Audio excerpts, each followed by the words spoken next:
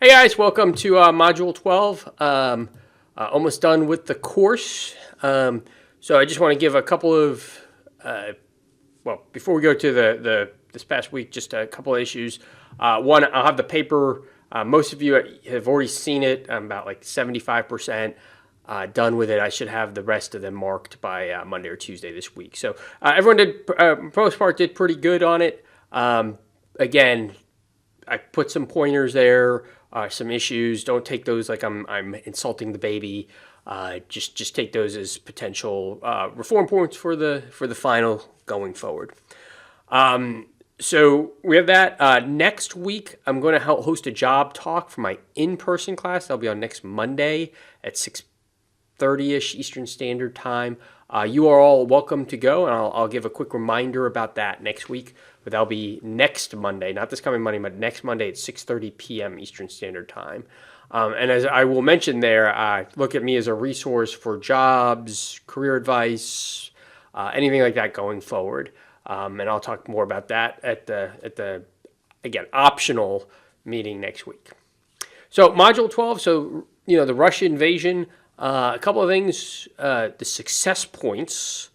Unfortunately, we're talking about the failure now, 3 years later, but at the time it was seen as a success, mainly because the belief that Russia would overrun Ukraine, and it didn't. And a couple of things to look at success points: declassification of intelligence. We declassify it. We shaped the environment beforehand. This was quite innovative, and it put Putin on the back foot already, and made him look like the aggressor and robbed him of the ability for him to shape the narrative. And that's what intelligence does. It gives decision space. It allows people to message options or message a narrative going forward. The cyber security, again, I think the big advantages, many of you pointed this out, there was lessons learned from the NotPetya attack that happened in 2017. Russia used the same malware, same techniques. We also knew it was coming, right? A lot of these cyber attacks that happen, you don't know what's coming. Here we knew that there was going to be a cyber attack as a prelude to the Ukraine attack. And when you know that, you have that finite data, you could harden your defenses, investigate for malware, do all the things that you need to do to prepare yourself. Unfortunately, 99% of cyber attacks happen when you don't know it's coming. So that was one of the key reasons the cyber dogs didn't hunt, for lack of a better expression, in this week. So next, again, just some videos and some reading on the Chinese counterintelligence threat. We're going to wrap up the course with that module. When we're looking at it, think about the Chinese counterintelligence threat to both the defense industrial base, and that includes proprietary information in our defense industrial base. And for those of you who don't know, our defense industrial base is our ability to mass produce the weapons and systems that we need to carry out large-scale conflict. And then look at their threat against critical infrastructure, everything from our water, dams, electricity, etc., and the potential impact. So that's, again, for this week. Short reading, short video, shouldn't be too much to finish up. What the big thing I want you to start focusing on, and I'm going to release the final today, is what is the final. And the final's not due for about a month, or a little less, about 3 weeks. So you've got time.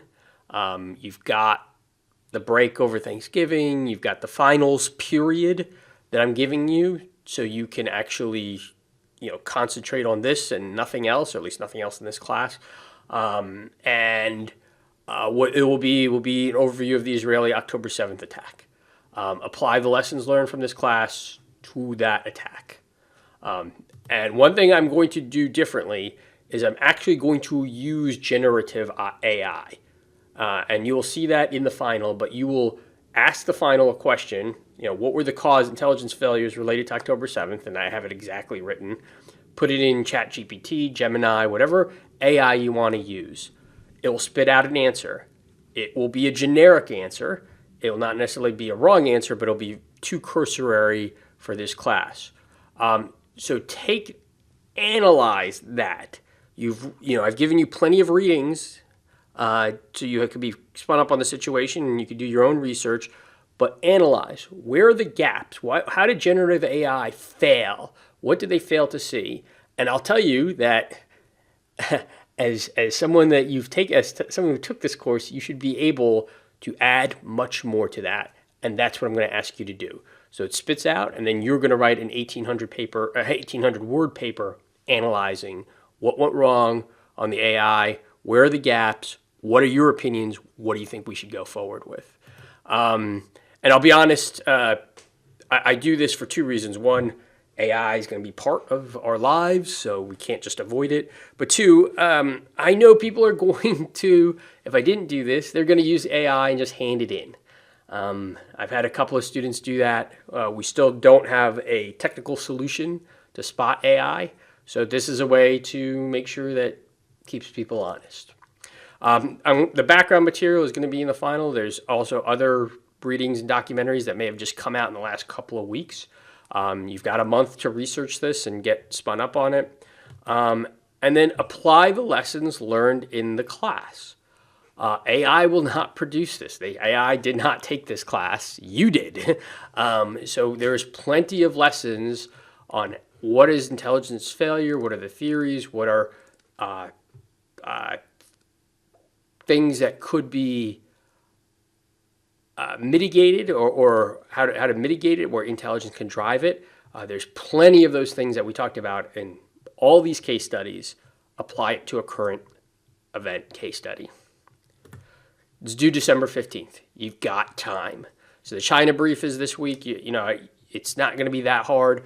You'll get the finals. Start researching it. Do not wait till December 14th to start this. It requires you to research, to read, to analyze the AI, come up with your own assessments. Okay? So if there's any questions or issues, let me know, and I will talk to you hopefully next week.